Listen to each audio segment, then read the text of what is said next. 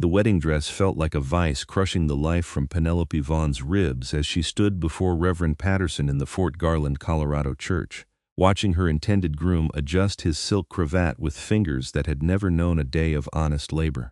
The June heat of 1876 pressed through the small church windows like an oppressive hand, and Penelope could feel sweat trickling down her spine beneath layers of silk petticoats and the merciless corset her mother had laced that morning, tight enough to give her the fashionable 18-inch waist that would make the mining magnate's son before her proud to claim her as his bride, tight enough that each shallow breath felt like drawing air through a straw. "Dearly beloved," Reverend Patterson began, his voice echoing in the packed church. Black spots danced at the edges of Penelope's vision.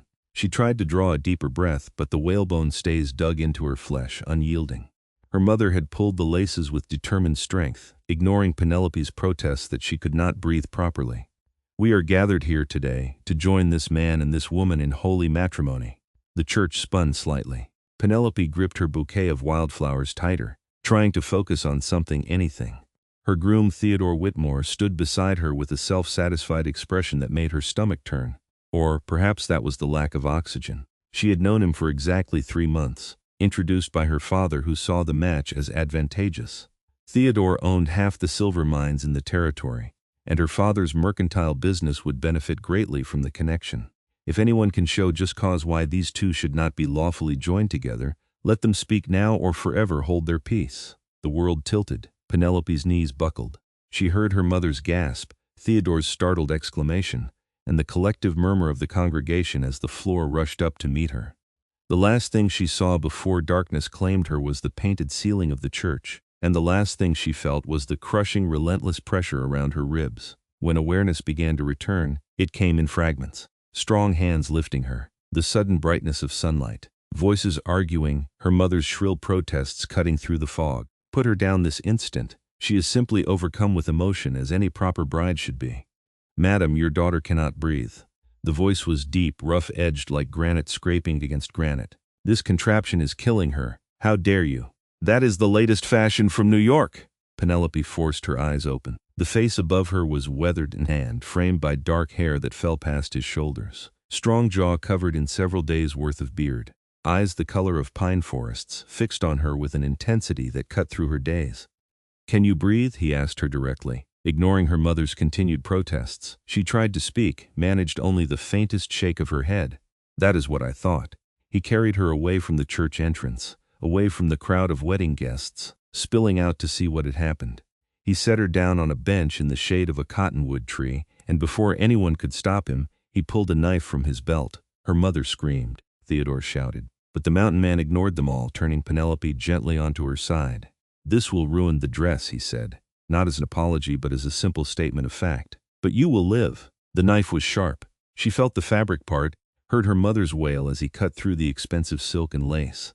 Then he found the corset laces and sliced through them with one decisive stroke. Air rushed into her lungs like water into a desert.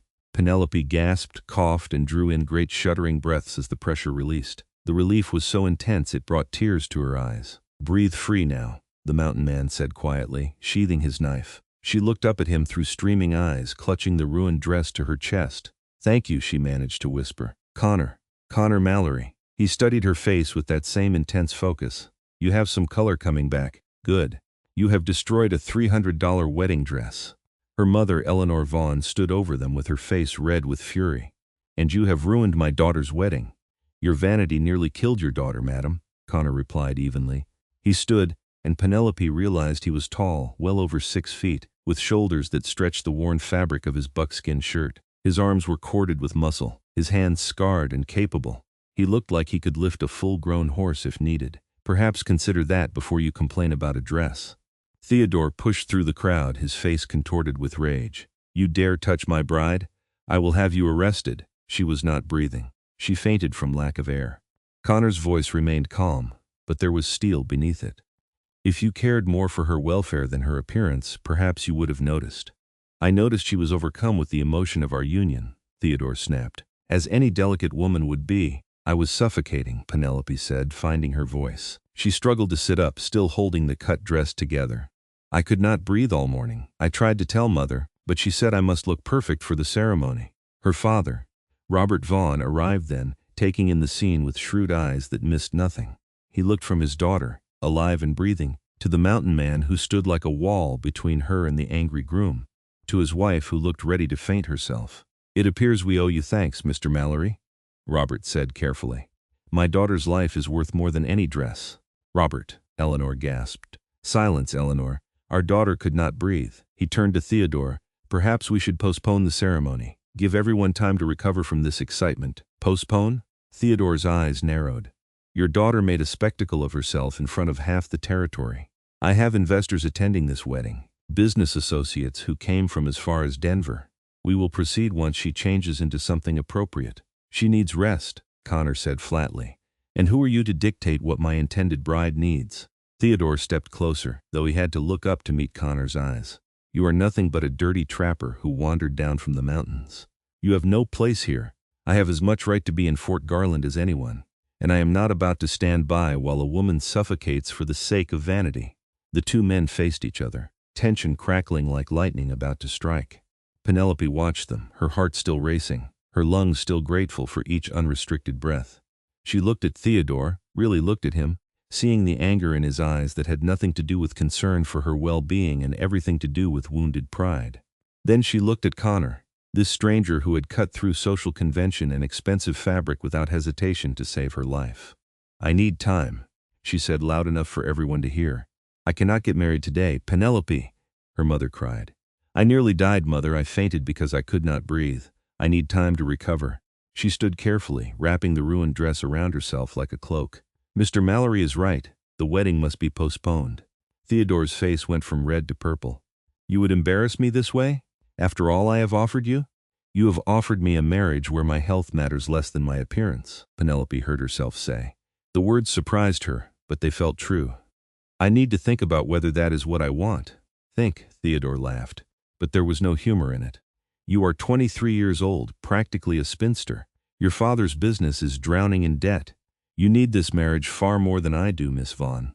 There are a dozen other women in this territory who would be grateful for the opportunity to become Mrs. Theodore Whitmore." The casual cruelty of his words hit her like a slap. Penelope felt her father stiffen beside her, saw her mother's face go pale. So Theodore knew about the debts. Of course he did.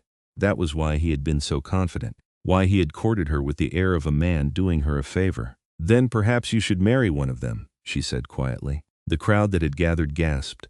Her mother swayed, and her father caught her elbow. Theodore's eyes went cold. "You will regret this, Miss Vaughn. You and your entire family." He turned on his heel and strode away, snapping orders to his associates to prepare the carriages. Penelope watched him go, feeling the full weight of what she had just done settling onto her shoulders like a yoke. Her father's business, her family's reputation, her own future, all of it had been tied to this marriage, and she had just destroyed it. Her knees went weak again. But this time Connor was there, his hand steady on her elbow. "You should sit," he said. "I should go home," she replied, "though I am not sure I will be welcome there." Her father cleared his throat. "You will always be welcome in my home, daughter. Though I confess I wish you had discovered this reluctance before today." "I did not know I was reluctant until I could not breathe," Penelope said. "And then Mr. Mallory cut the corset and I realized that I have been unable to breathe for months now. Not just from the stays." Robert Vaughn studied his daughter's face, then nodded slowly. "I see well. We have a great deal to discuss, but first let us get you home and into something comfortable." Eleanor had found her voice again. "This is a disaster, a complete disaster. The whole town will talk. No decent man will have you now." "Then I suppose I will have to become indecent," Penelope said with a calmness she did not feel. Connor made a sound that might have been a laugh quickly suppressed. When she glanced at him, there was something that looked like approval in those forest green eyes. "I should go," he said. "I only came to town for supplies. Did not mean to disrupt a wedding." "You saved my life," Penelope said. "That is hardly a disruption. Your intended might disagree." "He is not my intended anymore." Their eyes met and held for a moment. Then Connor nodded, touched the brim of his worn hat, and melted into the dispersing crowd with the easy grace of a man more comfortable in wilderness than civilization. Penelope watched him go, feeling strangely bereft. She did not even know who he was beyond his name, just a mountain man who had happened to be in the right place at the right time. "Come, Penelope," her father said gently. "Let us go home." The walk back to the Vaughn house on the edge of Fort Garland was the longest of Penelope's life. Neighbors peered from windows. Former wedding guests whispered behind gloved hands. Her mother walked in stony silence, her face a mask of controlled fury. Once inside, Eleanor finally exploded. "Do you have any idea what you have done? Theodore Whitmore is the wealthiest man in 3 counties. He could have saved us. By purchasing me like livestock," Penelope said. "By marrying you when no one else would. You are 23, Penelope. Most girls are married by 18. Your prospects were limited before today. Now they are non-existent." "Eleanor, enough," Robert said wearily. He sank into his chair by the cold fireplace. "What is done is done. What is done is that we are ruined." Eleanor paced the small parlor like a caged animal. "The business is failing. We owe money to half the merchants in town, and our only hope of salvation just walked away because our daughter decided she wanted to breathe. Mother, I fainted. I could not breathe. Would you rather I had died at the altar? I would rather you had not made such a spectacle. Other women wear corsets. Proper women endure discomfort for the sake of beauty and propriety. Other women do not lace them so tightly they lose consciousness." Penelope shot back. "You have been tightening my corsets for months, ever since Father said Theodore was interested. Making me smaller and smaller until I could barely eat a full meal full. Till I felt dizzy every time I climbed the stairs, because I wanted you to look your best. Because I wanted to secure your future. You wanted to secure your future, Mother. Your place in society. Your access to Theodore's money." Penelope felt years of unspoken resentment pouring out. "I was simply the means to that end." Eleanor's hand flew up, and for a moment Penelope thought her mother might actually strike her. But Robert stood, his voice hard. "Eleanor, that is enough. Go to your room and calm yourself. Do not order me about, Robert. This disaster is as much your fault as anyone's. If you had managed the business properly, we would not have needed this marriage." The silence that followed was thick and suffocating. Robert's face went gray. Eleanor seemed to realize she had gone too far, but pride kept her from taking the words back. "Get out," Robert said quietly. "Robert, I did not mean. Get out of my sight, Eleanor, before I say something we both regret." Eleanor fled upstairs, her skirts rustling. The sound of a door slamming echoed through the house. Father and daughter stood in the parlor, the ruins of the wedding day scattered around them like debris from a storm. "Is it true?" Penelope asked softly. "About the business?" Robert sank back into his chair, suddenly looking every one of his 52 years. "Yes, I made some poor investments. Extended too much credit to prospectors who found no gold. The war years were hard and I never quite recovered. Theodore knew this. He offered to buy the business, consolidate it with his mining operations. In exchange for your hand, so I was part of a business transaction." "No." Robert looked at her with tired eyes. "You were my daughter and I wanted to see you settled and secure. I convinced myself that Theodore would be a good husband, that his wealth would make up for any deficiencies in character. I was wrong. I am sorry, Penelope." She knelt beside his chair, taking his weathered hand in hers. "I am sorry too, Father. I know I have made things worse. You made a choice, perhaps the only honest choice available to you."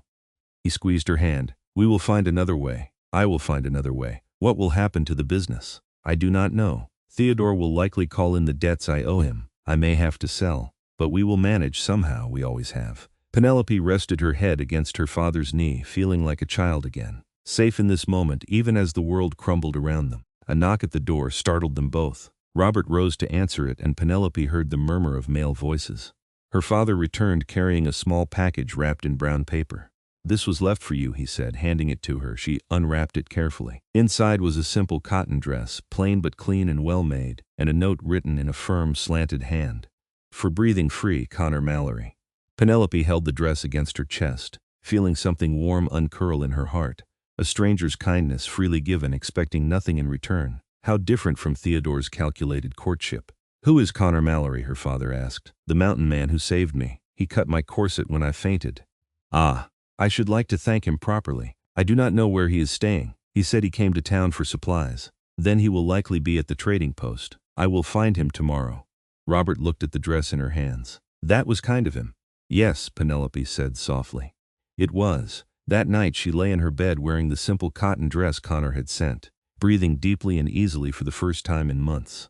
Outside, the Colorado night was alive with sound, crickets and distant coyotes singing their ancient songs. The San Luis Valley stretched out beyond Fort Garland, cradled between mountain ranges that rose like sentinels against the star-scattered sky. She thought about Theodore and the life she had almost accepted.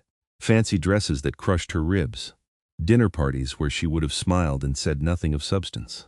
A marriage bed with a man who saw her as a trophy and a means to social advancement. Years of pretending to be something she was not, smaller and quieter and more ornamental than any human should be. Then she thought about Connor Mallory. The way he had acted without hesitation, cutting through her corset and social convention with the same decisive stroke. The way he had looked at her like she was a person, not a decorative object. The strength in his scarred hands, the calm in his rough voice. Breathe free now. She fell asleep breathing free and dreamed of mountains. The next morning brought harsh reality crashing back. Eleanor remained in her room, maintaining her fury through pointed absence. Robert left early to face the consequences at his store. And Penelope, for the first time in her adult life, had no plans, no obligations, no future mapped out before her. She dressed in the cotton dress Connor had sent, braided her hair simply, and went downstairs to make breakfast. The kitchen maid they employed had not shown up for work, likely scared off by yesterday's scandal or more probably no longer employed due to cost. Penelope had just finished frying eggs when another knock sounded at the door. She opened it to find Connor Mallory standing on the porch, looking distinctly uncomfortable in the morning sunlight. In the clear day she could see him better. The sharp planes of his face, the breadth of his shoulders, the way his buckskin clothing spoke of a life lived outdoors. His hair was cleaner than yesterday, tied back with a leather cord, and she caught the scent of pine and soap. "Mr. Mallory," she said, surprised. "Miss Vaughn, I apologize for calling so early. I wanted to check that you were recovered." "I am, thanks to you." She gestured to the dress she wore. "And thank you for this, it fits perfectly. My sister was about your size before she married and moved to California." He shifted his weight, clearly unused to social calls. "I kept some of her things, seemed a waste to let them sit unused." "It is the most comfortable thing I have worn in months," Penelope said honestly. "Will you come in? I just made breakfast and there is far too much for just me." He hesitated, glancing past her into the house. "I would not want to cause you more trouble. I am sure your family would not appreciate a mountain man in their parlor. My mother is sulking in her room and my father is at his store. I am alone and hungry and I would welcome the company. Please." Something in his expression softened. "All right, thank you." She led him to the kitchen, which seemed to surprise him. "We usually take breakfast in the dining room, but I find I prefer it here. More honest somehow." He smiled slightly at that, and she noticed how it changed his whole face, warming the stern lines. "I understand that." They sat at the simple wooden table and Penelope served eggs and bread and coffee. Connor ate with the efficiency of a man used to eating quickly and moving on, but he did not gulp or grab. There was a natural grace to his movements despite his size and obvious strength. "How did you know I needed air?" she asked after a moment. "Everyone else thought I had simply fainted from excitement or nerves. I have seen men laced into clothes that did not fit right, trying to maintain appearances. Soldiers with uniforms too tight, trappers with new boots that pinched. The way you were breathing, shallow and fast, the color draining from your face. You had the look of someone drowning on dry land." He met her eyes over his coffee cup. "Plus I have sisters. I know what those contraptions can do to a woman." "How many sisters?" "3. All married now, scattered across territories. I see them rarely." There was something wistful in his voice. "But they write letters. Long letters complaining about everything from corsets to difficult husbands to children who will not sleep." "Do you write back?" "I do. Though my letters are shorter, not much happens in the mountains that would interest them." "I suspect that is not true," Penelope said. "I imagine a great deal happens in the mountains." He considered this, perhaps. But it is a different kind of happening. Quieter. The turn of seasons, the migration of elk, the first snow on the high peaks. Not the stuff of exciting letters. "It sounds wonderful to me," she said honestly. "Peaceful." You say that sitting in a warm kitchen. The mountains are not always peaceful. They can be harsh, unforgiving, beautiful but brutal. Still, there must be a freedom in it, making your own way, answerable to no one but yourself. "There is that," Connor admitted. "I have lived in the high country for near 10 years now. Came west after the war, could not settle back into city life. Found a valley in the Sangre de Cristo range where the water runs clear and the game is plentiful. Built a cabin, made a life alone. Though I come to Fort Garland every few months for supplies and news, trade my furs and hides, usually leave again as quickly as possible." He paused. "Was planning to leave yesterday. Then I saw you faint in that church. And you stayed? Wanted to be sure you were all right." He looked at her directly. "Are you all right, Miss Vaughn?" No one else had asked her that. Not her mother, focused on the scandal. Not her father, focused on the financial consequences. Not any of the neighbors or friends who had whispered as she passed. Only this rough mountain man who barely knew her. "I do not know," she said honestly. "I broke off my engagement yesterday, scandalized my family. and likely destroyed any prospects I might have had. My father's business is failing, my mother despises me, and I have no idea what happens next. But I can breathe, so I suppose that is something. It is everything, Connor said firmly. Everything else can be figured out, but you cannot think or plan or live if you cannot breathe. You make it sound simple. It is simple. People complicate it, but survival is simple. Breathe, eat, find shelter, protect yourself. Everything else is decoration. Penelope laughed, though there was a bitter edge to it. My entire life has been decoration. How to sit properly, how to dress fashionably, how to make conversation without saying anything of substance. I am 23 years old and I have no useful skills whatsoever. You can cook, Connor said, gesturing to the eggs. These are good. Scrambling eggs is hardly a marketable talent. Depends on the market. In the mountains, anyone who can cook well is worth their weight in gold. He leaned back in his chair, studying her. What would you do if you could do anything? If there were no expectations, no obligations? No one had ever asked her that before either. Penelope sat with the question, turning it over in her mind like a strange and precious object. I would learn things, she said slowly. Real things, how to grow food, how to tend animals, how to make things with my hands. I would go places I have never been. I would see the mountains up close instead of just from the valley. I would do something that mattered, something useful. Those are not impossible dreams. They are for a woman in my position. Your position has changed, has it not? You are no longer engaged to be married to a mining magnate. You are free to choose. I am free to starve, more likely, or to depend on my father's charity until he loses everything. Connor was quiet for a moment, his fingers drumming on the table in a thoughtful rhythm. There might be another option. What? You need to learn useful skills and find your way. I need help at my cabin. Winter is coming and there is more work than one person can manage. Firewood to cut and stack, meat to smoke and preserve, repairs to make before the snow comes. I usually hire one of the local men to come help for a few months, but most of them are working the mines now. Penelope stared at him. Are you offering me employment? I am offering you a chance to learn what you said you wanted to learn. How to do useful things with your hands. How to survive in the mountains. I cannot pay much, but I can offer room and board, and skills you could use anywhere. Mr. Mallory, I appreciate the gesture, but surely you realize that would be completely improper. An unmarried woman living alone with an unmarried man in the mountains? I have 2 rooms in my cabin. You would have one, I would have the other. I give you my word that I would behave with honor. He held her gaze steadily. But you are right, it would cause talk, more scandal than you have already endured. It was just a thought. Why would you make such an offer to a stranger? Connor was silent for a long moment, his fingers still tapping that steady rhythm on the worn table. Because I know what it is like to not fit the life people expect you to live. After the war, everyone expected me to go back to the farm, marry a local girl, raise children and crops. But I could not breathe in that life any more than you could breathe in that corset. So I came west, made my own way. It was hard, but it was mine. I would not wish a life of suffocation on anyone who wants something different. His words settled into her heart like stones finding the bottom of a clear stream, true and solid. Penelope thought about the alternative. Staying in Fort Garland, enduring the whispers and judgment, watching her father's business crumble, eventually accepting some lesser marriage proposal from a man willing to overlook her scandal. Or she could choose something different. Something wild and improper and completely her own. I would need to discuss it with my father, she heard herself say. Connor's eyebrows rose slightly. You are considering it? I am considering that I might suffocate just as surely in this town as I did in that corset. Slowly, over years instead of minutes, but just as dead in the end. The mountains are not easy, Miss Vaughn.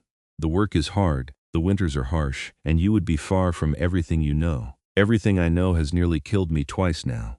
Once with a corset and once with a loveless marriage. Perhaps I need to know something different. A slow smile spread across Connor's face, transforming it. You are braver than you think, or more desperate. Sometimes those are the same thing. He stood, his chair scraping against the wooden floor. Talk to your father. Think about it properly. I will be in town 3 more days finishing my business and getting supplies. If you decide you want to try it, find me at the trading post. If not, I wish you well in whatever you choose. He headed for the door, and Penelope followed. On the threshold, he paused and looked back at her. For what it is worth, Miss Vaughn, I think you would do well in the mountains. You have a strong heart. I could see it beating even through all those layers yesterday, fighting to survive. That is the spirit the mountains respect. Then he was gone, striding down the dusty street with the easy rolling gait of a man more used to navigating mountain trails than town roads. Penelope watched him go, her heart indeed beating strong and fast in her chest. 3 days. She had 3 days to decide between the life she had always known and a complete unknown. She found her father that afternoon at his mercantile. The store was quiet, too quiet for the middle of the day. Robert sat behind the counter, going through ledgers, his face drawn and tired. "Father," she said softly. He looked up and his expression softened. "Penelope, you should not be out. People will talk. People are already talking. I doubt it can get worse." She came to stand beside him, looking down at the numbers that spelled out their financial ruin in stark black ink. "How bad is it?" "Bad enough. Theodore has called in all the debts I owe him. Due in 30 days or he takes the business." Robert closed the ledger with a heavy thud. "I will not be able to pay. Not in 30 days, not in 30 months. I am so sorry, Father. Do not be. This is not your fault. I made poor choices long before you refused to marry Theodore Whitmore." He looked at her seriously. "I should never have tried to sell you like a commodity to save my mistakes. Your mother was right about one thing. This disaster is my fault. She should not have said that, but she did, and it was true." He rubbed his eyes wearily. "I will figure something out. Perhaps I can work for someone else, use my experience to earn a wage. We can rent a smaller house, live more simply." "Father, I have been offered employment." Robert's head came up sharply. "What kind of employment?" "Connor Mallory, the mountain man who helped me yesterday. He needs assistance at his cabin, preparing for winter, learning to manage a homestead. He has offered to teach me skills in exchange for work." Her father's face went through several expressions in rapid succession: shock, confusion, and finally settling on concern. "Penelope, you cannot be serious. Living alone with a man you barely know in the wilderness? It would destroy what little reputation you have left." "My reputation is already destroyed, and I would not be living with him, I would be working for him. He says there are 2 rooms, even so, the impropriety of it. And the danger. He could be anyone, have any intentions. He saved my life, Father. He acted with honor when he could have simply walked away, and he has offered me a chance to learn something real, to become someone useful instead of ornamental." Robert stood, pacing the narrow aisle between counters piled with goods he could no longer sell. "This is my fault. If I had managed things better, you would not feel driven to such desperate measures." "It is not desperation, Father, or at least not only desperation. It is also desire. I want to learn these things. I want to see what I am capable of when I am not laced into submission." Her father stopped pacing, looking at her with something like wonder. "When did you become so fierce?" "Perhaps I always was, and no one noticed because I was too busy being proper." Penelope took his hands. "I am going to die here, Father. Maybe not physically, though that almost happened yesterday. But everything in me that is alive and curious and brave, it will die if I stay. I can feel it already, withering like a plant kept in the dark. The mountains are dangerous. So is Fort Garland. At least in the mountains the dangers are honest. Wild animals and harsh weather do not pretend to be something they are not." Robert was quiet for a long time, studying his daughter's face. Finally he sighed. "You are right. I hate that you are right, but you are. You have been dimming here, and I was too blind to see it." He squeezed her hands. "If this is what you want, if this Connor Mallory is truly honorable, then I will not stop you. But I will meet him first, judge his character for myself. He will be at the trading post for the next 3 days. Then we will go tomorrow and have a conversation man to man." That evening, Eleanor finally emerged from her room, pale and tight-lipped. Dinner was a silent affair until Penelope's mother could contain herself no longer. "You are actually considering this madness? Living in the wilderness with some uncouth mountain savage?" "He is not a savage, Mother. He is a skilled frontiersman offering me honest work." "Honest work? You are a lady, Penelope. Ladies do not do manual labor. This lady does not have many other options, thanks to her scandalous behavior at her own wedding." Eleanor's face flushed. "That is not fair. I was trying to help you make a good match. You were trying to help yourself to Theodore's money and social standing. I was simply the means to that end." "How dare you speak to me that way?" "I dare because I nearly died for your ambitions, Mother. I fainted because I could not breathe in the prison you laced me into. And when I woke up, you cared more about the ruined dress than my ruined health." Eleanor opened her mouth, closed it, opened it again. For the first time in Penelope's memory, her mother seemed at a loss for words. "I am going to the mountains," Penelope continued. "Father has given his permission. You do not have to approve, but I would like your blessing." "My blessing?" Eleanor's voice was faint.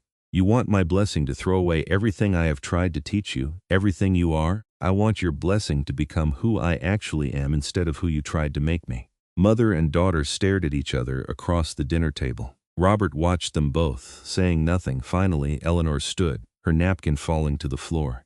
I cannot give you what you ask. I cannot bless this foolishness. But I will not stand in your way since it seems my opinion matters nothing in this family anymore." She left the table, her footsteps heavy on the stairs. "She will come around," Robert said quietly. "Eventually, will she? Perhaps not. Your mother and I have different ideas about what makes a life worth living. She values security and status above all else. I used to think those things mattered too, but I have learned they are built on sand. They shift and crumble at the first strong wind." He looked at his daughter with sad, wise eyes. "You are choosing to build on rock even though it is harder and the foundation takes longer to set. I think that is wise, though it breaks my heart to see you go." "I will write letters," Penelope promised. "Long letters, like Connor's sisters send him. I will treasure them, and if you ever need to come home for any reason, the door will always be open." They finished dinner in comfortable silence, and Penelope went upstairs to begin the strange task of packing for a life she could not quite imagine. What did one bring to a mountain cabin? She had dresses and petticoats and fine underthings, none of which seemed remotely appropriate. In the end, she packed her simplest clothing, a few books, her mother's recipe journal copied in her own hand, and a small portrait of her family in a silver frame. The next morning, she and her father went to the trading post. Connor was there, sorting through a pile of furs and discussing prices with the proprietor. He looked up when they entered, and something flickered in his eyes when he saw Penelope. Something warm and complicated. "Mr. Mallory," Robert said formally. "I am Robert Vaughn, Penelope's father. I understand you have made my daughter a proposition." Connor straightened, meeting Robert's gaze with steady calm. "I have offered her employment, sir. Nothing improper. May we speak privately?" The two men stepped outside, leaving Penelope to wait in the trading post, pretending to examine blankets while straining to hear their conversation through the open door. "My daughter tells me you need help preparing for winter," Robert began. "That is true. It is hard work and I would work her hard, but I would keep her safe and treat her with respect. You have my word on that, your word. And what is your word worth, Mr. Mallory?"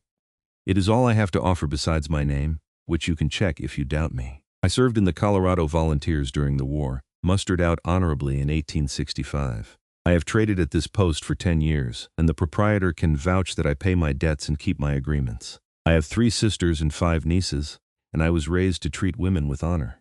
There was a pause. "Why make this offer to a stranger? Because she needs it. And because I see something in her that would be wasted if she stayed here, something brave and alive that would wither in the life being offered to her." "You presume to know my daughter after one conversation?"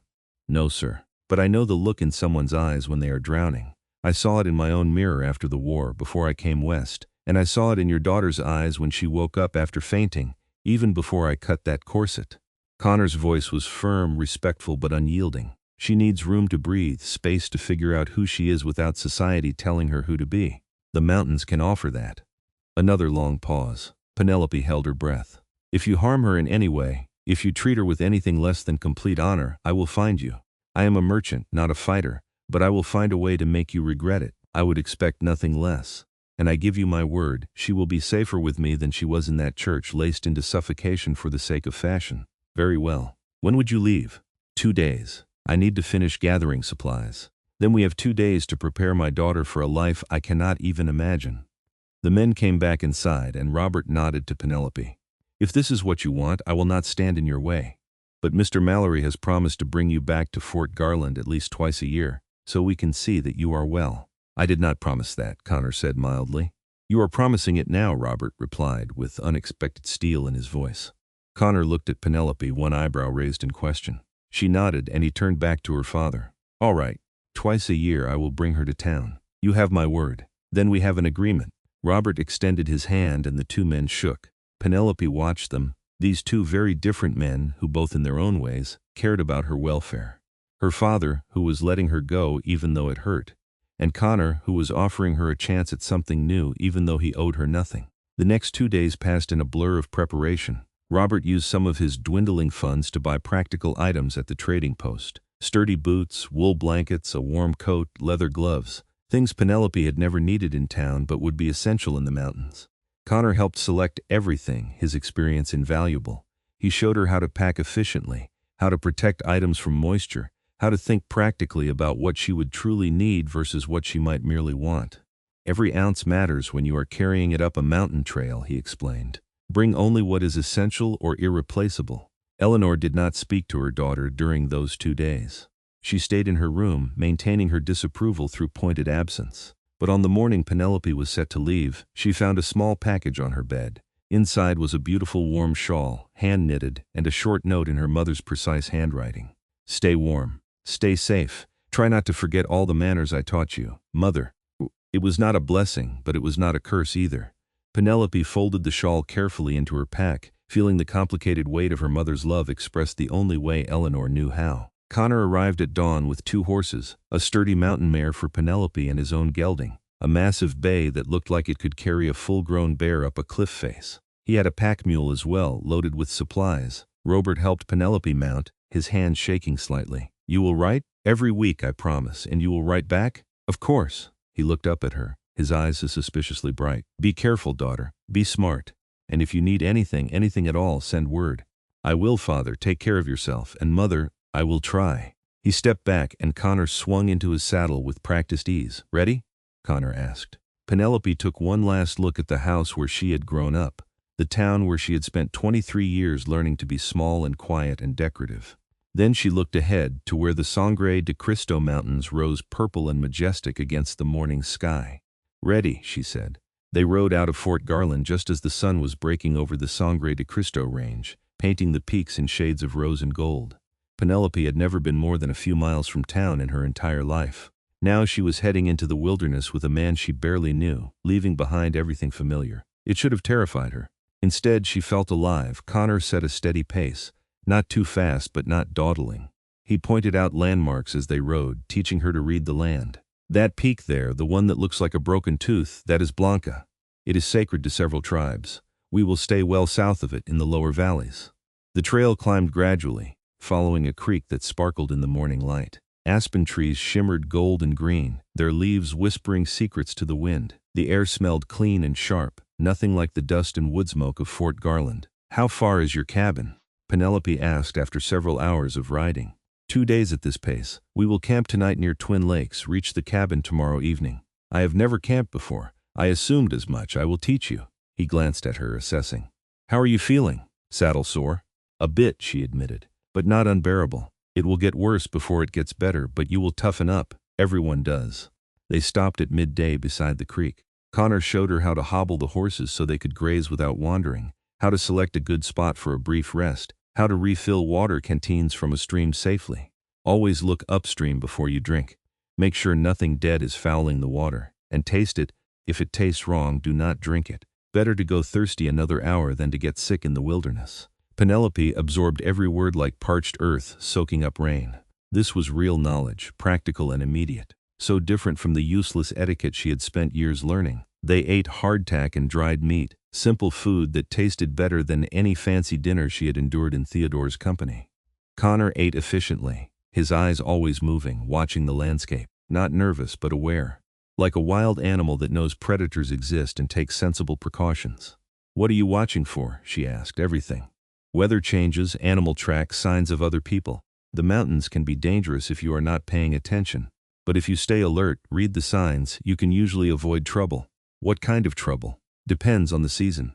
Right now, bears preparing for winter. They are hungry and irritable. Mountain lions, though they usually avoid people. Flash floods in narrow canyons. Rock slides. Weather that can turn deadly in an hour." He saw her expression and smiled slightly. "I am not trying to scare you, just teaching you to be smart. Fear without knowledge is panic. Knowledge without fear is arrogance. You need both in balance." "Fear and knowledge in balance," Penelope repeated. "I like that." They rode on through the afternoon, climbing higher into the mountains. The trail grew steeper, and Penelope found herself gripping the saddle horn as her mare picked her way over rocky patches. But the horse seemed sure-footed, and Connor stayed close, ready to help if needed. As the sun began to sink toward the western peaks, they reached Twin Lakes, 2 perfect circles of blue water nestled in a high valley. The sight stole Penelope's breath. She had never imagined water could be so clear, so blue. It reflected the surrounding peaks like a mirror, creating a double world of stone and sky and forest. "Beautiful, is it not?" Connor said quietly. "I have never seen anything like it. Wait until you see the high country in full summer, when the wildflowers bloom. It looks like someone spilled a paint box across the meadows. Every color you can imagine, and some you cannot." He swung down from his horse and began unpacking. "Come." I will show you how to make a proper camp. Over the next hour, Penelope learned more practical skills than she had in all her years of formal education. How to select a campsite with good drainage, shelter from wind, and access to water. How to build a fire properly, starting with tinder and small kindling before adding larger wood. How to set up a simple shelter using a canvas tarp and rope. How to hang food high in a tree so bears could not reach it. Connor worked as he taught, his movements efficient and practiced. But he was patient with her fumbling attempts, showing her again when she got it wrong, praising her when she got it right. "You are a quick learner," he said as she successfully started a fire on her third attempt. "That took me a dozen tries my first time. I am motivated. I do not want to freeze or starve or be eaten by a bear." He laughed, a real laugh, and she realized she liked the sound of it. Deep and genuine like everything else about him. Those are good motivations, the best, really. They ate dinner as the sun set, painting the sky in colors that seemed impossible. Purple and orange and deep crimson reflected in the still surface of the twin lakes. Stars began to appear, more stars than Penelope had ever seen, scattered across the darkening sky like diamond dust. "There are so many," she breathed. "No town lights to wash them out up here. This is what the sky really looks like when humans do not get in the way." Connor leaned back against a log, his face relaxed in the firelight. "I never get tired of it. Every night is different, but every night is beautiful." "Do you get lonely, living alone up here?" He considered the question seriously. "Sometimes. Especially in the deep winter when the snow is high and I might not see another person for months. But it is a different kind of loneliness than the kind I felt in crowds. Cleaner somehow. More honest. I think I understand that. Do you? Have you been lonely, surrounded by people who should have loved you?" The question hit closer than Penelope expected. "Yes," she said quietly. "My whole life, I think. I never fit quite right no matter how hard I tried. Like wearing a dress that was the wrong size, uncomfortable but not quite bad enough to take off. Until it became unbearable and I fainted in a church. Sometimes breaking is the only way to remake yourself into something stronger." Connor poked at the fire, sending sparks spiraling into the night. "I broke after the war, could not go back to the farm, could not settle into the life everyone expected. Thought there was something wrong with me for the longest time. Then I came here and realized there was nothing wrong with me. I just needed a different life. Not a better life necessarily, but a true one." "A true life," Penelope echoed. "I like that too." They sat in comfortable silence, watching the fire burn down to coals. Eventually, Connor banked the fire safely and showed Penelope to the shelter he had set up for her. "I will be just there," he pointed to another shelter 20 feet away. "If you need anything, call out, and do not be alarmed if you hear animals moving around. Most of them will avoid the camp because of the fire and our scent, but elk and deer might pass through. What about bears? The food is hung high. They might investigate, but they will move on when they realize there is nothing easy to eat. Just stay in your shelter and stay calm. Bears are more afraid of you than you are of them, usually." "That is not very comforting." He smiled. "You will be fine. I have camped in these mountains for 10 years and never had serious trouble with a bear. You just have to be smart about it." Penelope settled into her shelter, wrapped in blankets that smelled of pine and wood smoke. Every sound seemed magnified in the darkness. The whisper of wind through aspens, the distant cry of a night bird, the rustle of some small creature in the underbrush. But underneath her nervousness was a strange excitement. She was doing it, actually doing it. Camping in the wilderness like some kind of adventurer from a dime novel. She fell asleep smiling despite the hard ground and the unfamiliar sounds, sleeping deeper and better than she had in months. Morning came with birdsong and the smell of coffee. Penelope emerged from her shelter to find Connor already up, the fire rebuilt, breakfast cooking in a pan. He looked like he belonged in this wild place, as natural as the trees and rocks. "Morning," he said. "Coffee, please." The coffee was strong and bitter, nothing like the delicate tea she usually drank. It tasted like morning should taste. Awakening and real, they broke camp efficiently, Connor teaching her how to pack the gear properly, how to check the fire was fully extinguished, how to leave the site as undisturbed as possible. Some trappers and hunters treat the wilderness like their personal trash heap. Leave garbage, cut more trees than they need, foul the water. It is disrespectful and stupid. The mountains provide for those who treat them with respect, but they can be harsh to those who abuse them. He checked the horses carefully before loading them. "We leave things better than we found them when possible, or at least no worse. That is the rule." The second day of travel took them higher into the mountains. The trail grew more challenging, switch backing up steep slopes, crossing boulder fields where the horses had to pick their way carefully.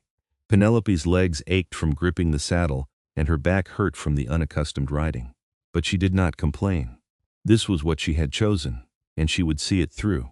Connor watched her quietly, and she could feel him assessing her strength and determination. She sat straighter in the saddle, determined not to be found wanting.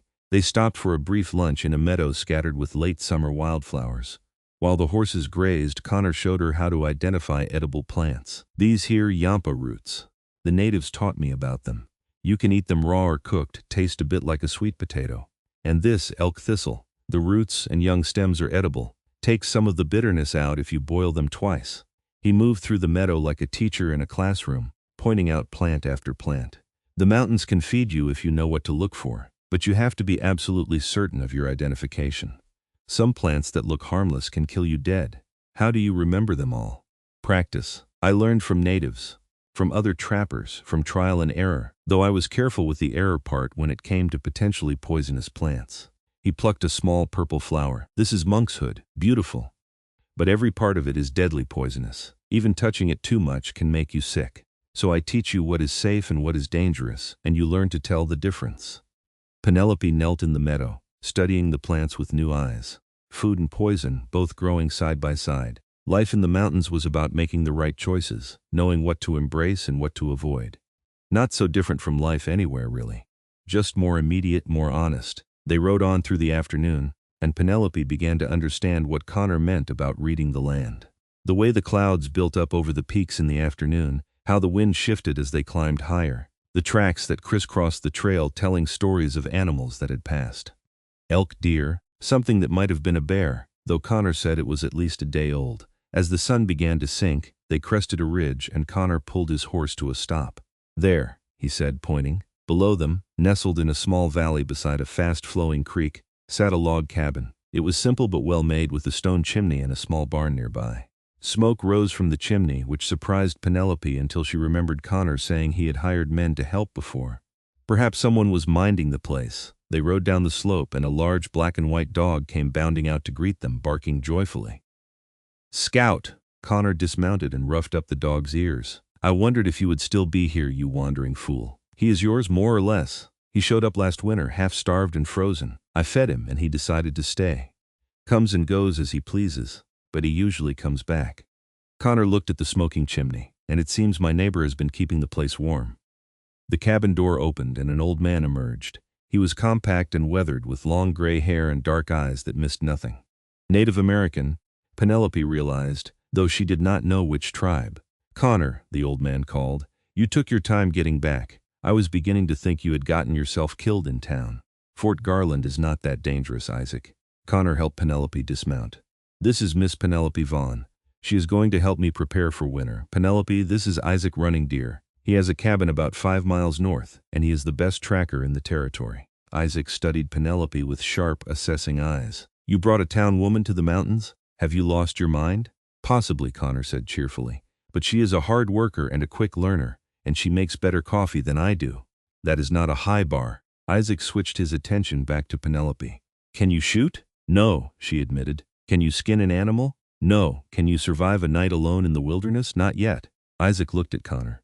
"You brought a liability, not a helper." "I brought someone who wants to learn, which is better than someone who thinks they already know everything." Connor began unloading the pack mule.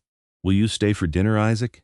I brought salt and coffee from town, and I know you are running low." "I might," Isaac said grudgingly. Then to Penelope, "Do not touch anything in the mountains unless Connor tells you it is safe. Do not wander away from the cabin alone, and if you see a mountain lion, do not run. Stand tall, make yourself look big, and back away slowly. Running triggers their chase instinct. I will remember," Penelope said, trying not to be intimidated by the gruff old man. Isaac snorted. "You will forget the first time you are scared. Everyone does. But maybe you will remember the second time, and that might keep you alive." He turned and headed into the cabin. "I will make dinner. You two unpack and settle in." Connor showed Penelope into the cabin. It was larger inside than it looked from outside. One main room with a fireplace, a simple kitchen area, and 2 doors leading to smaller rooms. The furniture was handmade but sturdy. A table and chairs, a rocking chair by the fireplace, shelves lined with books and supplies. Furs and hides hung on the walls, probably Connor's work. "That is your room," Connor pointed to one of the doors. "It is small, but it has a good window and a real bed. I built it for my sisters when they visit, though they never have." Penelope opened the door to find a small, neat room with a bed covered in quilts, a chest for storage, and a window that looked out over the valley. It was simple and clean and utterly perfect. "It is wonderful," she said honestly. "I am glad you approve. Get settled, then come help with dinner. Isaac is a good cook, but he has strong opinions about how things should be done. Try not to argue with him tonight. He is testing you." Penelope unpacked her few belongings, hanging her dresses on pegs and placing her books on a small shelf. The room smelled of pine and fresh air. Through the window she could see the last light fading from the peaks, painting them in shades of purple and gold. She had done it. She had actually left Fort Garland and made it to the mountains. And tomorrow the real work would begin. Dinner with Isaac and Connor was an education in itself. The old man cooked with the efficiency of long practice, creating a hearty stew from dried meat, vegetables from a root cellar, and herbs Penelope could not identify. He questioned her relentlessly while they ate. "Why did you leave Fort Garland?" "I could not breathe there." "So you came to the mountains where the air is thinner?" "Seems counterintuitive. I could not breathe because my life was suffocating me. The corset was just a symptom." Isaac grunted. "And you think living in the wilderness will solve this?" "I think learning to do something real, to be useful instead of ornamental, might help me figure out who I actually am. Who you are is who you are, no matter where you are. The mountains will not change that. They will just reveal it faster." Isaac sopped up stew with a piece of bread. "But at least you are honest about not knowing. That is better than most people who come out here thinking they know everything." "I know almost nothing," Penelope said. "Which is why I am here to learn." Isaac looked at Connor. "She has a brain at least. Whether she has the grit to use it, that remains to be seen." After dinner, Isaac left, disappearing into the darkness with barely a goodbye. Scout the dog followed him for a few yards, then came back to collapse by the fireplace with a contented sigh. "Do not mind Isaac," Connor said as he and Penelope cleaned up. "He is harsh but fair. If he did not think you had potential, he would have told me so directly. Does his approval matter? His opinion matters. He has lived in these mountains for 40 years, raised his family here, buried his wife here, knows every trail and valley. If he thinks you cannot handle it, he is probably right.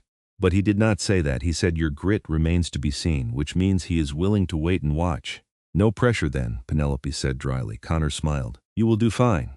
Now get some rest. Tomorrow we start working, and I will not go easy on you just because you are new. Winter does not care if you are new to the mountains. It comes regardless, and we need to be ready." Penelope fell into bed exhausted and slept like the dead, waking to birdsong and the smell of bacon frying. She dressed quickly in her simplest dress and her new sturdy boots, then went to the main room to find Connor already at work. "Good, you are up. Eat quickly. We have a lot to do today." The work began immediately after breakfast. Connor set her to splitting kindling while he worked on larger logs. He showed her how to use a hatchet safely, how to read the grain of the wood, how to stack the split pieces so they would dry properly. "We need enough firewood to last 6 months," he explained. "From October through March we can be snowed in. The drifts get 10-12 feet high in the passes, nothing gets through. So we need wood for cooking, for heat, for light, enough for both of us every day all winter." Penelope looked at the massive pile of logs waiting to be split and felt overwhelmed. "That is a lot of wood." "It is. So we start now and work every day until it is done. You will get blisters at first. Your hands will hurt, your arms will hurt, your back will hurt. But you will get stronger, and the work will get easier." He was right about the blisters. By midday, Penelope's hands were raw despite the gloves. But she did not complain, just kept splitting kindling with grim determination. Connor worked beside her, his axe rising and falling in a steady rhythm, splitting logs that Penelope could barely lift. They broke for lunch, and Penelope's hands shook as she tried to eat. Connor noticed and disappeared into the cabin, returning with a tin of salve. "Here, it will help with the blisters. Let them heal at night. Work through them during the day. They will toughen into calluses soon enough." The salve smelled of herbs and helped with the sting. Penelope rubbed it into her palms, marveling at how soft her hands had been just days ago. The pampered hands of a town woman who had never done real work. They would be different now. After lunch, Connor taught her other skills. How to check and set snares for rabbits. How to tend the small garden plot behind the cabin where root vegetables still grew. How to carry water from the creek efficiently.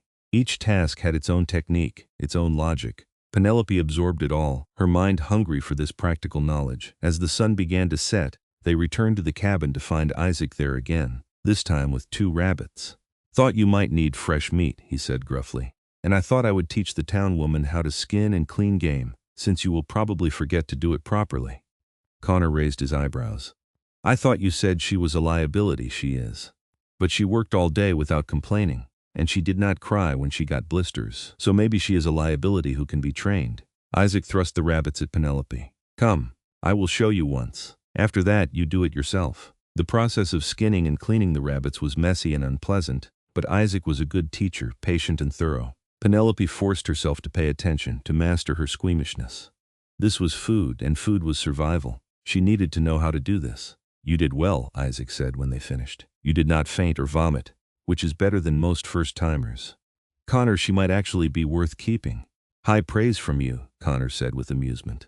They roasted the rabbits for dinner, and Penelope had never tasted anything better. Meat she had prepared herself, earned through work and learning. It tasted like accomplishment. Over the next weeks, Penelope fell into the rhythm of mountain life. Every day brought new work, new skills to learn. Connor taught her to shoot, starting with a small rifle and paper targets. Her first few attempts were wildly off mark, but he was patient, showing her how to breathe, how to sight properly, how to squeeze the trigger instead of jerking it. You have a steady hand, he said after she finally hit the target. With practice, you could be a good shot. Why is it important? You said most animals avoid people. Most do. But sometimes you need to hunt for food, especially in winter when the snares might not be enough. And occasionally there is a predator that gets too comfortable around humans. Mountain lion that starts stalking livestock, bear that loses its fear.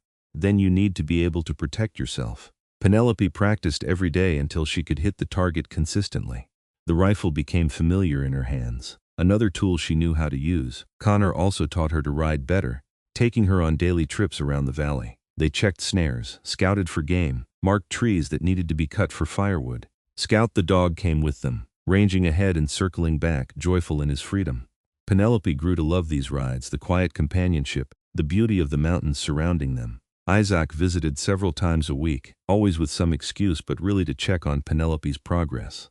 He taught her to identify animal tracks, to predict weather by reading clouds, to find north without a compass. He was gruff and demanding, but she began to understand that this was his way of showing he cared. He would not waste time teaching someone he thought was hopeless. You are still soft, he told her one day when she struggled to lift a heavy log. But you are getting harder, like iron being tempered in fire. The mountains are testing you, and so far you are not failing. One evening, about a month after her arrival, Penelope realized she had not thought about Fort Garland in days, not about her mother's disapproval, or her broken engagement, or the scandal she had left behind. Those things seemed distant and unimportant compared to the immediate reality of her mountain life. She was sitting by the fireplace mending a tear in her dress when the realization hit her. Connor looked up from the book he was reading, a worn copy of Shakespeare's sonnets that seemed incongruous in his scarred, capable hands. "What is it?" he asked. "I am happy," she said, surprised by the truth of it. "I did not expect to be happy, but I am." He smiled, and she noticed again how it transformed his face. The mountains have that effect. They strip away everything false until all that is left is what is real, and what is real is usually simpler and better than what we build over it. Do you ever miss civilization? Sometimes I miss my family, but civilization itself, the rules and expectations and performances? No, I do not miss that at all. He closed his book, giving her his full attention. Do you? I miss my father. I miss having easy access to books, though you have a better library than I expected. She gestured to the shelves lined with books. But the life I left? The endless social obligations and judgments and trying to fit into a mold I was never meant for. No, I do not miss that at all. Then you are where you are supposed to be. How do you know? Because you are happy. Real happiness, not the performance of happiness. I can see it in the way you move now, freer and more natural. The way you smile without thinking about whether it is proper. The way you throw yourself into work without worrying what people think. He hesitated, then added, "You are beautiful like this, real." The compliment hung in the air between them. Penelope felt her cheeks warm, but she did not look away. "Thank you," she said quietly, "for giving me this chance, for seeing something in me worth saving. You saved yourself. I just cut the corset." They held each other's gaze for a long moment, and Penelope felt something shift between them. Something warm and promising and a little frightening. Then Scout barked at something outside, breaking the spell, and Connor rose to check the door. But Penelope sat by the fire, her heart beating fast, realizing that what she felt for Connor Mallory was more than gratitude. Somewhere in the past month of working beside him, learning from him, sharing quiet evenings and hard labor, she had begun to care for him, really care in a way she had never cared for Theodore Whitmore. The thought should have scared her, Instead, it felt right. As natural as breathing free. The work continued as the weeks passed and fall descended on the mountains in earnest. The aspen trees turned brilliant gold, painting the valleys in light. The nights grew colder, and Connor showed Penelope how to bank the fire properly so it would burn through the night. They harvested the last vegetables from the garden, storing them in the root cellar. Connor hunted elk, and Penelope helped process the meat, learning to smoke and preserve it for winter. Her hands grew calloused and strong. Her arms developed muscle from splitting wood and carrying water. Her face tanned from days spent outdoors. When she looked in the small mirror in her room, she barely recognized herself. The pale, corseted woman from Fort Garland was gone. In her place was someone sun-browned and capable. Someone who could split kindling and shoot a rifle and skin a rabbit without flinching. One day in late September, Isaac arrived with news. Snow coming, big storm, maybe tomorrow night, you should batten down and prepare. Connor nodded seriously.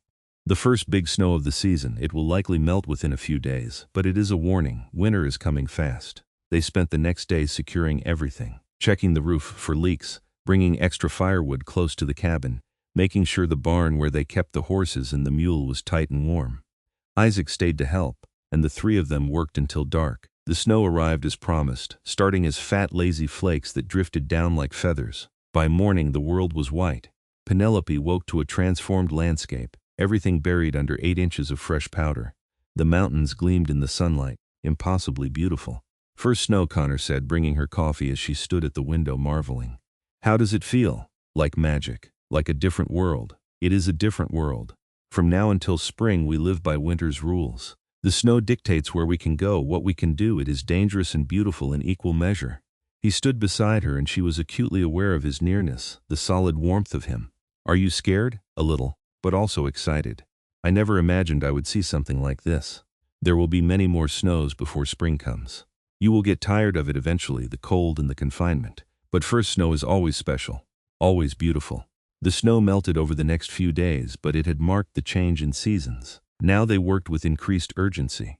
Connor hunted almost daily, bringing back deer and elk to supplement their winter stores. Penelope helped process everything, her squeamishness long gone. This was survival, pure and practical. Isaac taught her to make pemmican, a preserved food that would last months. They mixed dried meat with rendered fat and berries, pounding it into a nutritious mixture that tasted better than Penelope expected. This is what the natives have lived on for centuries, Isaac explained. It keeps you alive when nothing else is available. Learn to make it well. In the evenings after the work was done, Penelope and Connor would sit by the fire. Sometimes they read aloud to each other, sharing books from his surprisingly extensive library. Other times they just talked, sharing stories of their pasts, their hopes, their fears. Penelope learned that Connor had grown up on a farm in Ohio, the oldest of 5 children.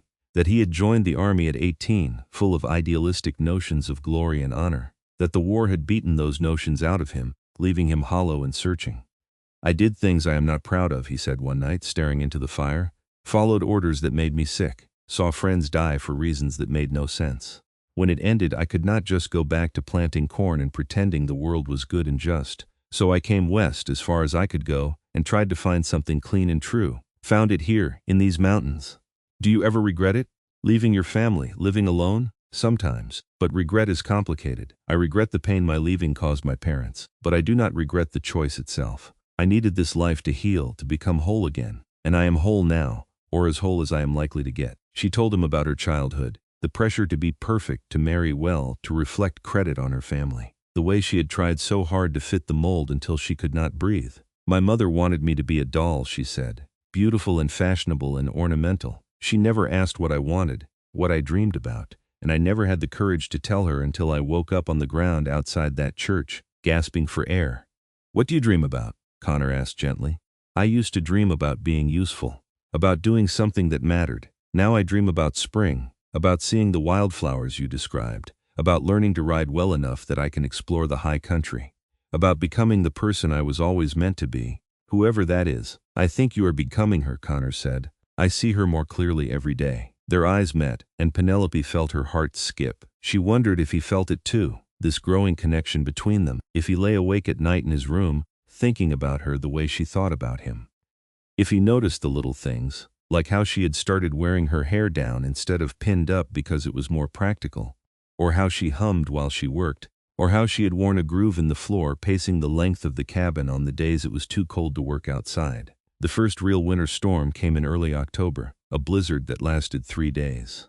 Snow fell so thick they could not see the barn from the cabin windows. The wind howled like a living thing, shaking the walls and seeking any crack to exploit. Penelope and Connor stayed inside, tending the fire, reading, talking. It was the longest they had been confined together, and Penelope found she did not mind. Being snowed in with Connor felt comfortable, natural. They moved around each other easily in the small space, anticipating needs, sharing tasks without discussion. On the third night of the storm, the fire burned low and golden, and they sat together on the rug before the hearth. Scout lay between them, his head on Penelope's lap. Outside, the wind raged, but inside was warm and safe. "Tell me about your sisters," Penelope said. "You mention them but never talk about them much." Connor smiled, his face softening. "Mary is the oldest after me. She married a banker and lives in San Francisco now. Sends me letters full of complaints about society parties and her husband's boring friends. Sarah married a rancher in Wyoming. She loves it, says it reminds her of home but bigger. And Catherine, the youngest, she married a doctor and lives in Sacramento. Has 3 children now, beautiful little terrors from what she describes. You miss them, I do, but they have their lives and I have mine. We are scattered now, but we stay connected through letters. They think I am crazy living up here alone, but they respect it, mostly. What would they think of me?" The question surprised them both. Connor looked at her for a long moment. "They would like you, Sarah especially. She always wanted to be more than society expected, just like you. She would understand why you are here. And your parents? They died during the war. Fever took them both within a week of each other. I was still in uniform when it happened. Could not get home in time to say goodbye." Old pain flickered across his face. "That is one of my great regrets. I wish I had told them I loved them more often, understood them better." Penelope reached out without thinking and took his hand. "I am sorry." Connor looked down at their joined hands, his calloused and scarred, hers rough from work but smaller, fitting perfectly in his. He did not pull away. "Thank you," he said quietly. "Then, Penelope, I need to tell you something." Her heart began to race. "What?" "When I brought you here, I told myself it was just about helping someone who needed it. A practical arrangement, temporary and straightforward. But it has become something more, at least for me." He turned to face her fully, his green eyes serious. "I care about you. Not as an employer or a teacher, but as a man cares for a woman. And I needed you to know that, even if you do not feel the same way." Penelope felt like her heart might burst from her chest. "I do feel the same way. I have for weeks now, but I was not sure if you felt it too or if I was imagining things." "You were not imagining things." His thumb stroked across her knuckles, a gentle, wondering touch. "But I need you to understand what this means. If we pursue this, if there is an us, it will never be easy. You would be giving up any chance of returning to society, any hope of a conventional life. You would be the woman who lives in sin with a mountain man, scandalous and ruined in the eyes of proper people. I gave all that up when I left Fort Garland, when you cut my corset and I learned to breathe free. I do not want a conventional life, Connor. I want a true life.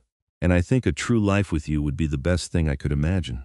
He cupped her face in his hands, his touch gentle despite his strength. "Are you sure? I need you to be absolutely certain, because once I kiss you, once we start down this path, I will not be able to let you go easily." "I am sure," she whispered. "I have never been more sure of anything." He kissed her then, soft and sweet and full of promise. Penelope felt like she was falling and flying at the same time, untethered and utterly safe. This was nothing like the brief, perfunctory kisses Theodore had given her during their courtship. This was real and deep and honest, like everything about Connor. When they finally pulled apart, both breathing hard, Connor rested his forehead against hers. "I did not expect this," he said. "When I cut your corset in Fort Garland, I never imagined it would lead here. Neither did I, but I'm so glad it did."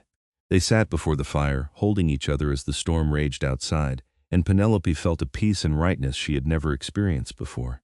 This was where she belonged, not in a fancy house wearing restrictive dresses, but here in a mountain cabin with a man who saw her for who she truly was. The storm cleared the next morning, revealing a world transformed by snow. 3 feet had fallen, turning the landscape into something from a fairy tale. Connor and Penelope worked together to dig out paths to the barn and the woodpile, laughing like children as Scout bounded through the drifts. Isaac arrived later that day, somehow navigating the deep snow with the ease of long practice. He took one look at Penelope and Connor together and snorted. "Finally, I was wondering how long it would take you two to figure it out." "You knew?" Penelope asked, surprised. "Of course I knew. Everyone with eyes could see it. The way Connor looks at you like you hung the moon, the way you watch him when you think he is not looking. Only blind fools do not see love when it is right in front of them. Isaac dumped his pack on the table. Brought you supplies, and I brought this. He pulled out a bundle wrapped in soft leather. Connor unwrapped it carefully, revealing a beautiful necklace made of silver and turquoise. This was my wife's, Isaac said gruffly. She wore it on our wedding day. I have no daughters to give it to, and my sons married women who prefer gold. I thought Penelope might like it. If you two are planning to make this official. Connor looked at Penelope, question in his eyes. She nodded, feeling tears prick her eyes at Isaac's unexpected generosity. We have not discussed marriage yet, Connor said carefully. We just acknowledged our feelings last night. Then discuss it. Life is short, especially in the mountains. Do not waste time dancing around what you want. Isaac headed for the door. I will be back in a few days. Try not to do anything stupid in the meantime. He left and Penelope held the necklace, feeling its weight in history. It is beautiful. Isaac does not give gifts lightly. This is his blessing in his own way. Connor took the necklace and fastened it around her neck. The silver was warm from Isaac's pack and the turquoise gleamed like summer sky. It suits you, Connor. He is right. About not wasting time. I do not need a long courtship or a fancy wedding. I know what I want and I want you.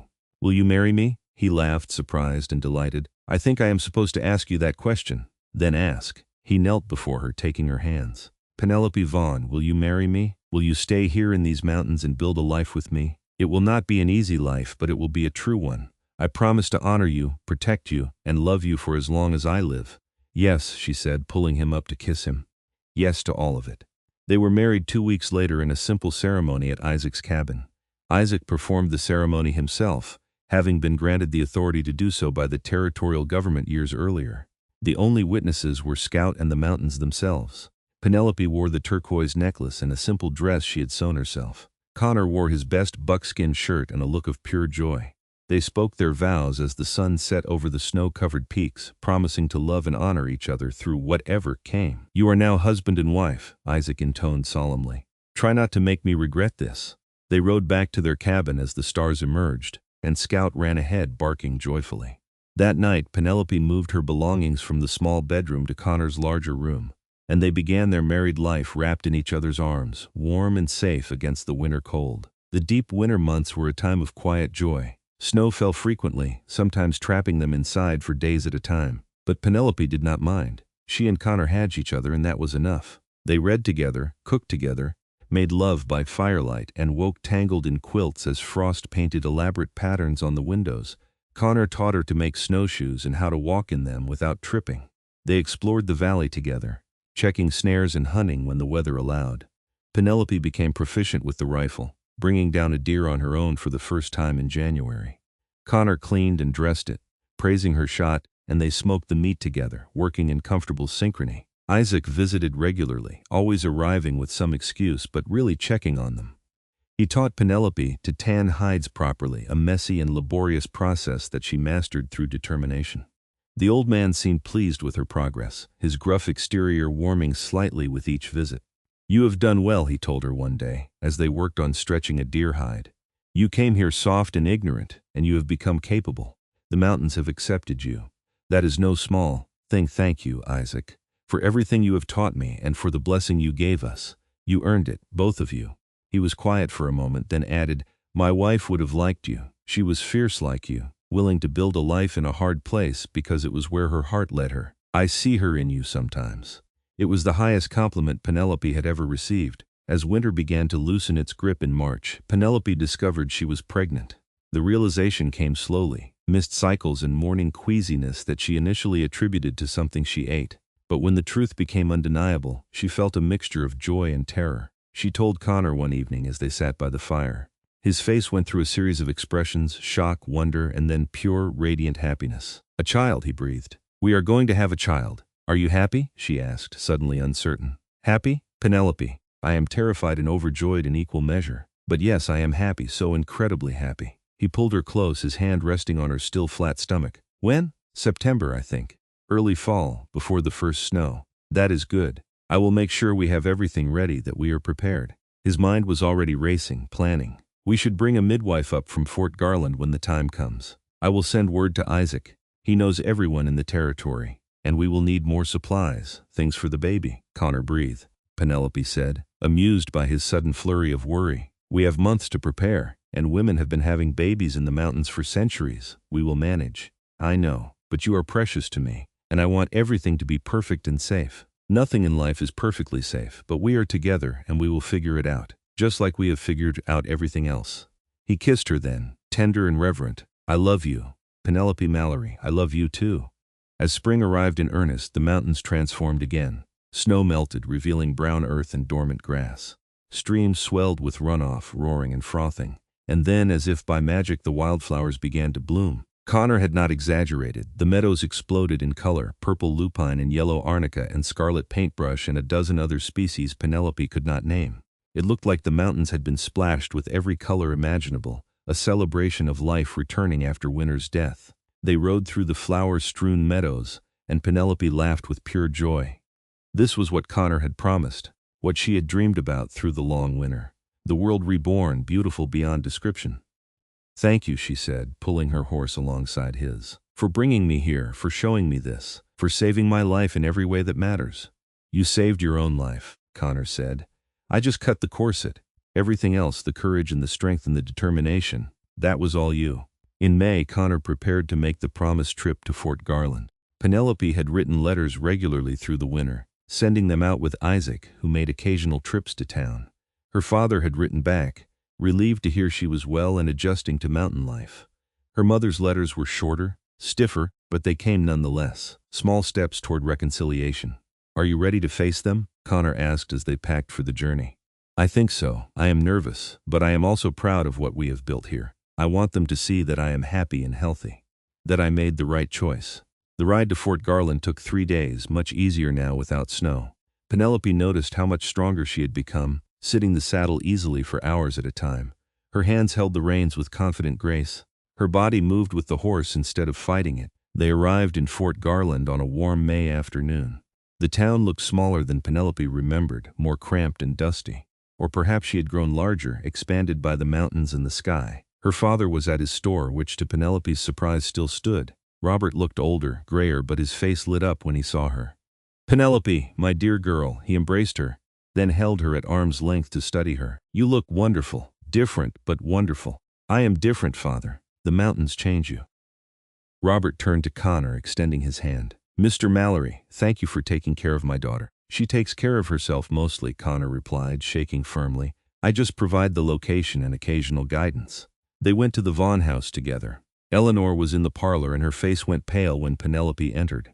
Mother, Penelope said softly. Eleanor stood slowly, taking in her daughter's appearance. The sun-browned skin, the colloosed hands, the simple dress, the way she wore her hair in a practical braid instead of elaborate curls, and the turquoise necklace at her throat marking her as married in the native tradition. You look like a savage, Eleanor said finally. Eleanor, Robert protested, but Penelope laughed. I probably do by your standards. But I am healthy and happy, Mother. Happier than I have ever been. You are wearing the necklace of a savage. I am wearing the wedding gift given to us by a wise and generous friend. Connor and I were married in November with Isaac running deer performing the ceremony. Eleanor sat down heavily. Married to a mountain man, with a savage performing the ceremony. This is worse than I imagined. Or better, depending on your perspective. Penelope sat across from her mother, no longer afraid of the woman's judgment. I know this is not the life you wanted for me, but it is the life I want, the life I need. And I am asking you to accept it, to accept my choice. How can I accept my daughter throwing away everything for a rough man and a rough life? Because if you do not, you will lose me entirely. And I think beneath all your disappointment and wounded pride, you do not want that. Eleanor was silent, her face a mask of conflicting emotions. Finally, she looked at Connor, really looked at him for the first time. You saved her life, she said. That day at the church, I cut a corset. She saved her own life by having the courage to walk away from what was killing her. She was marrying well. Theodore Whitmore would have given her everything, except the ability to breathe. Connor replied calmly. Except respect, except real love. I may not be able to offer her wealth or status, but I can offer her a partnership built on honesty and mutual respect. And I love her more than I thought it was possible to love another person. Penelope felt tears prick her eyes at Connor's words. Her mother was crying too, silently, her perfect composure finally cracking. I wanted you to be safe, Eleanor whispered. Secure. protected from the hardships I endured when your father's business struggled. I know, Mother. But the kind of security you wanted for me was a cage, a gilded cage perhaps, but a cage nonetheless. I nearly died in that cage. Now I am free, and yes, life is harder, but it is mine. Can you understand that? Eleanor wiped her eyes with a lace handkerchief, a gesture so familiar it made Penelope's heart ache. I am trying. Give me time to try. It was not acceptance, but it was a beginning. Penelope nodded. We have time. We will visit regularly, and I will write often. And Mother, there is something else. You are going to be a grandmother in September. Eleanor's head snapped up. A child? You are carrying a child? Yes, a mountain baby born in the wilderness, probably with a native midwife attending. Everything you never imagined for your grandchild. For a moment, Penelope thought her mother might faint. But then Eleanor laughed, a short, sharp sound that was part hysteria and part genuine amusement. Of course you would have your child in a mountain cabin attended by savages. Why would I expect anything else at this point? She stood, moving toward Penelope. May I? Penelope nodded, and her mother placed a hand on her stomach, feeling for the life growing there. A grandchild, Eleanor murmured. Whatever else you have done, whatever choices you have made, you are giving me a grandchild. That is something. It was not the wholehearted blessing Penelope had hoped for, but it was enough. Her mother was trying, however imperfectly, to bridge the gap between them. They spent 3 days in Fort Garland. Robert showed them his store, explaining how he had managed to keep it running by restructuring his debts and accepting Theodore's offer to buy certain inventory at fair prices. It was not prosperity, but it was survival. Theodore was surprisingly reasonable once he got over his anger, Robert explained. I think losing you at the altar humbled him somehow, made him realize that money cannot buy everything. They heard through town gossip that Theodore had married a Denver heiress 6 months after the aborted wedding. A society match that suited him much better than Penelope ever would have. I wish him well, Penelope said honestly. He deserves someone who wants the life he offers. On their last evening in town, her parents hosted a small dinner. Just family, attempting to find a new understanding of what family meant now. It was awkward at times. Eleanor struggling with her daughter's transformation. Robert trying to smooth over rough moments with gentle humor. But there was also laughter and warmth, tentative steps toward a new relationship. When Penelope and Connor left Fort Garland, heading back to their mountain home, Eleanor stood on the porch and waved goodbye. It was a small gesture, but it meant everything. Summer in the mountains was glorious. Penelope's pregnancy progressed easily, her strong body adapting well to the changes. Connor was attentive without being smothering, helping with heavy tasks but letting her maintain her independence. Isaac brought a native woman named Morning Star to the cabin in July. She was a midwife with decades of experience, and she examined Penelope with gentle, knowing hands. The baby is strong. You are healthy. This will be a good birth, Morning Star pronounced. I will come when your time is near and stay until the child is born and thriving. Through late summer they prepared. Connor built a cradle from pine wood, sanding it smooth and carving protective symbols into the headboard. Penelope sewed tiny clothes from soft fabric, creating a layette that would keep the baby warm through its first winter. The baby came on a golden September afternoon, just as the aspen leaves were beginning to turn. Penelope's labor started at dawn, and Morning Star arrived within hours, summoned by some mysterious sense that told her the time had come. Isaac and Connor paced outside while Morning Star and Penelope worked together through the contractions. It was hard, painful, exhausting work. But Penelope had learned how to work through discomfort, how to breathe through difficulty. She had split countless cords of wood, survived winter blizzards, and transformed herself from a corseted town woman into a capable mountain wife. She could do this too. As the sun began to set, painting the cabin walls in gold and rose, Penelope gave one final push and heard the sharp, indignant cry of her child. A son, Morning Star announced, placing the squalling infant on Penelope's chest. A strong, healthy son. Penelope looked down at her baby, this tiny person with a scrunched red face and waving fists. He was perfect, absolutely perfect. Connor was allowed in then, and his face when he saw his son was something Penelope would treasure forever. Awe and love and fierce protectiveness all mixed together. He is beautiful, Connor whispered, touching one tiny hand with a finger calloused from years of hard work. The baby gripped it instinctively, and Connor's eyes filled with tears. Our son, what should we name him? Penelope asked. They had discussed names for months but never decided. Now, looking at their child in the golden light of a mountain evening, the answer seemed obvious. Isaac, Connor said. Isaac Mallory, named for the man who helped bring us together and has been like a father to both of us. Isaac, Penelope agreed. It is perfect. When they told the old man later, He grumped and protested and wiped suspiciously at his eyes. Then he held the baby with surprising gentleness, murmuring blessings in his native tongue that Penelope did not understand but felt in her heart. Winter came again. Penelope faced it not just as a wife but as a mother. Little Isaac thrived, growing strong and healthy despite the harsh conditions. Penelope learned to nurse him while doing other tasks, to soothe him while managing the endless work that mountain life required. Connor was a devoted father, taking his son outside to see the snow, singing to him in a surprisingly pleasant voice, rocking him to sleep when Penelope was too exhausted. They were a family now, complete and whole. The years passed in the rhythm of seasons. Spring with its wildflowers, summer with its long days of work and preparation, fall with its harvest and hunting, winter with its deep snows and long nights by the fire. Isaac grew from an infant to a toddler to a boy, learning to walk and talk and eventually to ride and shoot and do all the things his father taught him. 2 more children followed, a daughter they named Clara after Connor's grandmother, and another son they named Robert after Penelope's father. The cabin expanded, Connor adding rooms to accommodate their growing family. What had started as a simple bachelor's cabin became a real home, filled with the chaos and joy of children. Robert and Eleanor visited when they could, making the difficult journey to meet their grandchildren. Eleanor was softening with age and grandmotherhood, learning to accept, if not fully understand, the life her daughter had chosen. She taught Clara to sew and told the children stories of their mother as a girl, stories that always ended with, "But she was never truly happy until she learned to breathe free." Isaac Running Deer became Uncle Isaac to the children, a permanent fixture in their lives. He taught them to track animals and read weather and respect the mountains that were their home. As he aged, he spent more time at the Mallory cabin, eventually moving in permanently when traveling to his own place became too difficult. "You are stuck with me now," he told Connor and Penelope. "I will tell you when I am a burden and walk into the snow like the old ones did." "You will never be a burden," Penelope said firmly. "You are family," and he was. The family they had built together, not through blood but through choice and love and shared hardship.